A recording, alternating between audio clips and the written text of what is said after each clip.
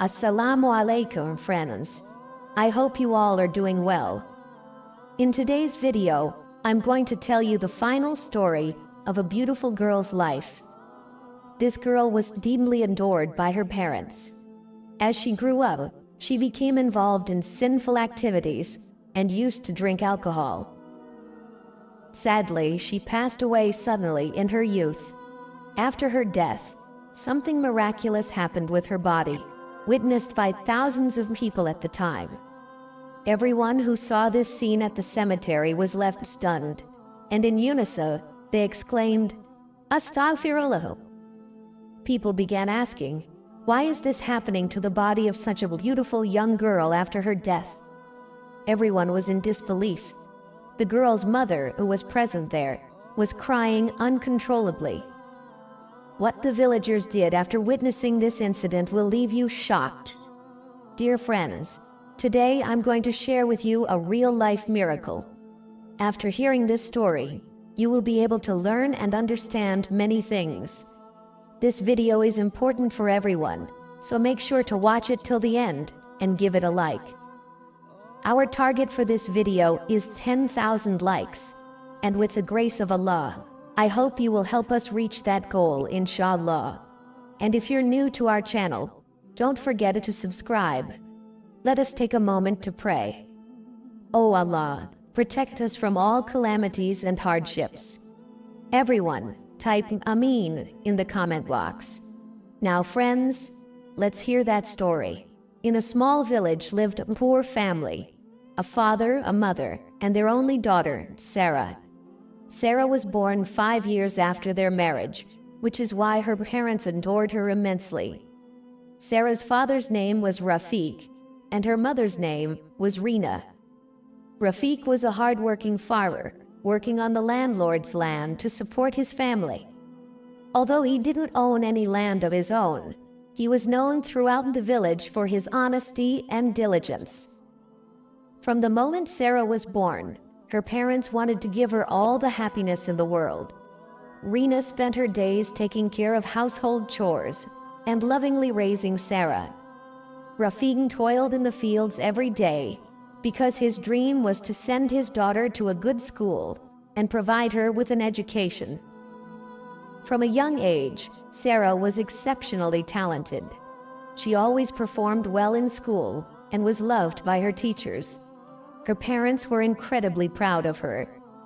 During her time in primary school, Sarah had a great relationship with her friends, and she was always eager to study in class. As a child, she was innocent, quiet, and always obedient to her parents. However, as she grew older, things began to change. Sarah's father, Rafiq, was a very hard-working man. Every morning at dawn, he would go to the fields, work all day, and never return home before sunset. Although he didn't own any land, he worked on the landlord's fields and grew crops. He had expertise in cultivating all types of crops, including rice, wheat, potatoes, and vegetables. Sarah's mother, Rina, managed the household and ran the family on the hard-earned money Rafiq brought home.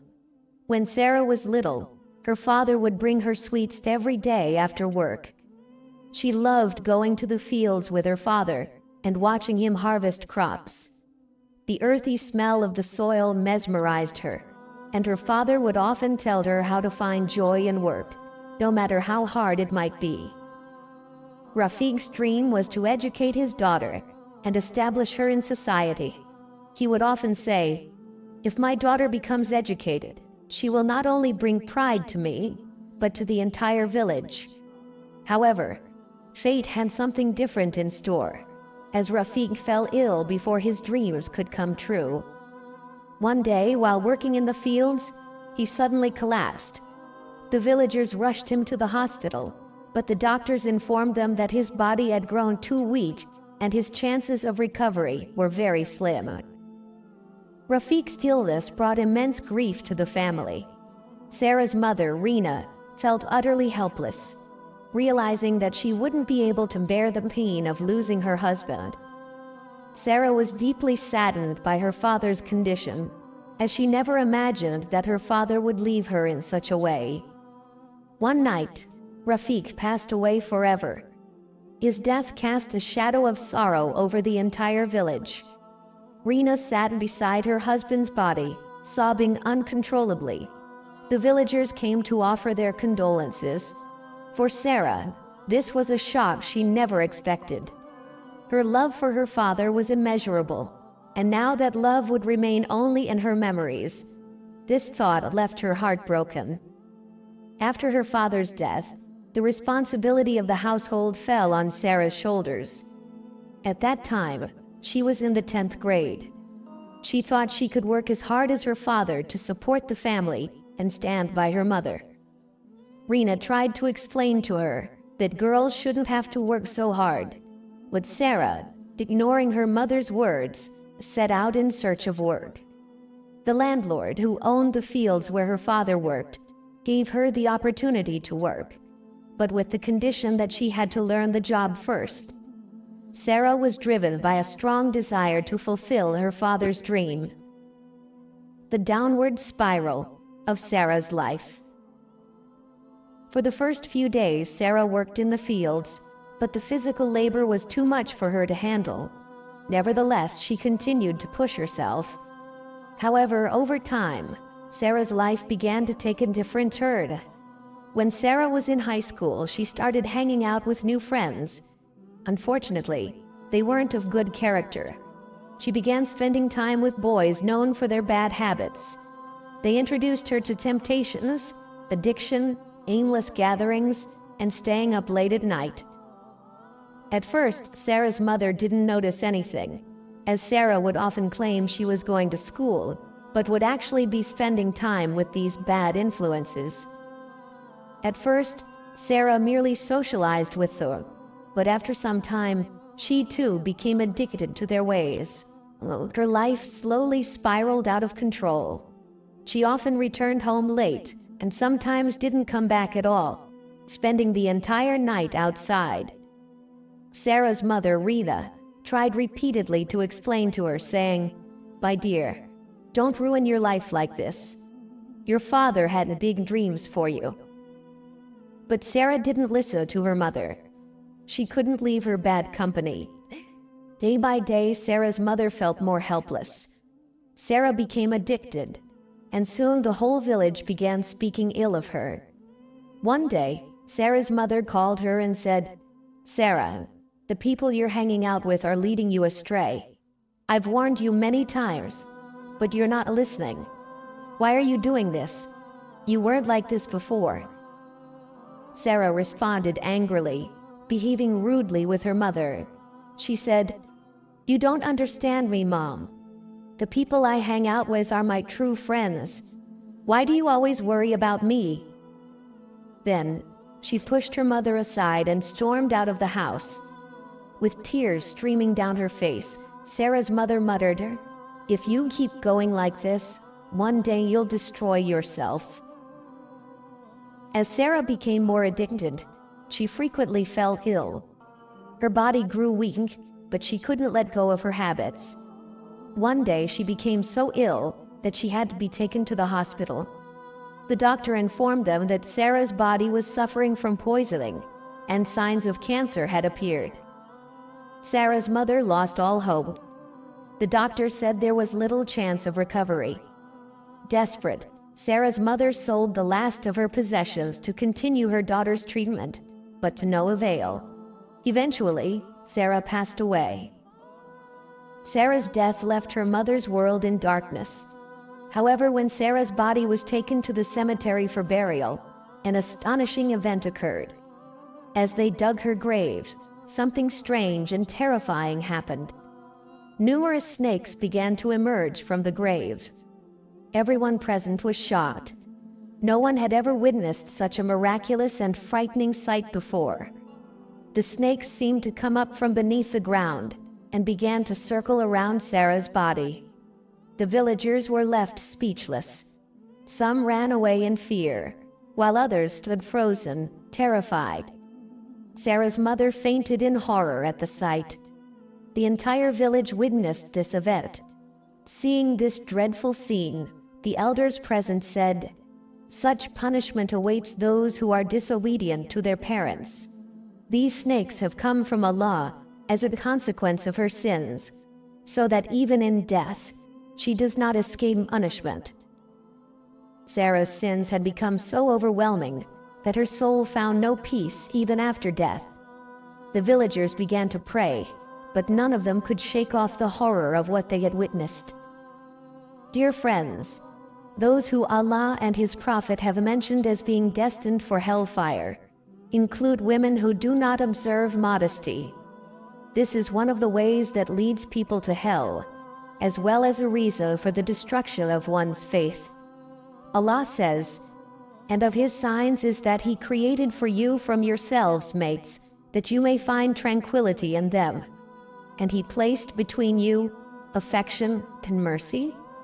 Indeed, in that are signs for a people who give thought." Surah Ar-Rud 21. Allah the Exalted also says, "And stay in your houses, and do not display yourselves as was the display of the former times of ignorance." Surah Al-Ahzab 33. During the era of ignorance, women would expose themselves, often being half-dressed or completely bare, which was regarded as barbaric and uncivilized. In this verse, Allah strictly forbids women from following this shameless and indecent path. Allah also says in another verse, "O Prophet, tell your wives and your daughters and the women of the believers to bring down over themselves part of their outer garments. That is more suitable that they will be known and not be abused." Surah Al-Ahzab 59. This verse commands free women to wear a specific type of covering. They should draw their cloaks over themselves from above, covering their faces so that they can be distinguished from slave women and remain safe from harm. Allah also says elsewhere, "And tell the believing women to lower their gaze and protect their private parts, and not expose their adornment except that which necessarily appears thereof, and to wrap a portion of their head covers over their chests." Surah An-Nur 31. In this verse, Allah commands women to lower their gaze because what is harmful for men to see is equally harmful for women. Allah also says in another verse, "And when you ask the Prophet's wives for something, ask them from behind a partition. That is purer for your hearts and their hearts." Surah Al-Ahzab 53. The essence of this verse is that if someone needs to ask a woman for an object, such as a utensil or a piece of cloth, they should do so from behind a curtain or screen. The partition could be a wall, a door, or a garment. This command is meant to keep the hearts of both men and women pure from evil whispers. Allah further says, "And women of post-menstrual age who have no desire for marriage, there is no blame upon them for putting aside their outer garments, but not displaying adornment. But to modestly refrain from that is better for them. And Allah is hearing and knowing." Surah An-Nur 60. In another verse, Allah has emphasized the importance of wearing modest clothing. Even though this command is often ignored in society, where a mother may wear a full burqa while her youthful daughter remains half-naked or immodestly dressed. Ibn Abbas, R.A., said that the Prophet, PBUH, once remarked, "I glanced towards paradise and found that most of its inhabitants were the poor. And then I glanced towards hell and found that most of its inhabitants were women." Bukhari, Muslim, Mishkat Hadith 5234, Bangla 9th volume, Hadith 5005, Mind Soothing chapter. Abu Sa'id R.A. narrated that the Prophet, PBUH, said, "A man should not look at the private parts of another man, nor should a woman look at the private parts of another woman. Two men should not lie under one blanket, nor should two women lie under one blanket." Muslim, Mishkat Hadith 3100, Bangla 6th volume, Hadith 2966, Marriage chapter. In this hadith, The Prophet, PBUH, instructed both men and women to observe modesty from one another. Specifically, except for the face and hands, a woman should not look at another woman's body. Ibn Mas'ud, R.A., narrated that the Prophet, PBUH, said, "A woman should not place her body next to another woman's body or touch it, for she may later describe her appearance to her husband, and he may then imagine that woman in his heart." Bukhari, Muslim, Mishkat Hadith 4099. Bangla 8th volume, Hadith 3921, Etiquette chapter. In this hadith, the Prophet, PBUH, further emphasized that women should observe modesty even from other women. This hadith strongly discourages the custom of mixing freely at weddings, such as the pre-marriage rituals like haldi, where women often ignore these principles. Jarir ibn Abdullah, R.A., said, "I asked the Prophet, PBUH, about an accidental glance at a woman, and he commanded me to turn my gaze away." Buslod, Mishkat Hadith 3104, Bangla 6th volume, Hadith 2970, Marriage chapter. In this hadith, the Prophet, PBUH, strictly forbade men from deliberately gazing at women. Jabir, R.A., narrated that the Prophet, PBUH, said, "Indeed, women come and go in the form of the devil. If one of you is attracted to a woman, he should go to his wife and engage in intimacy with her. This will repel the evil thoughts from his heart." Muslim, Mishkat Hadith 3105. In this hadith, the Prophet, PBUH, compared indecent naked women to devils, warning that they could incite sinful thoughts. Dear friends, Allah has granted women a great honor, but when a woman herself destroys that honor, she only harms herself. The woman whose story I shared today had a beautiful life, but she ruined it by her own actions. No one else is to blame for this. May Allah guide all our mothers and sisters to the right path and give them proper understanding.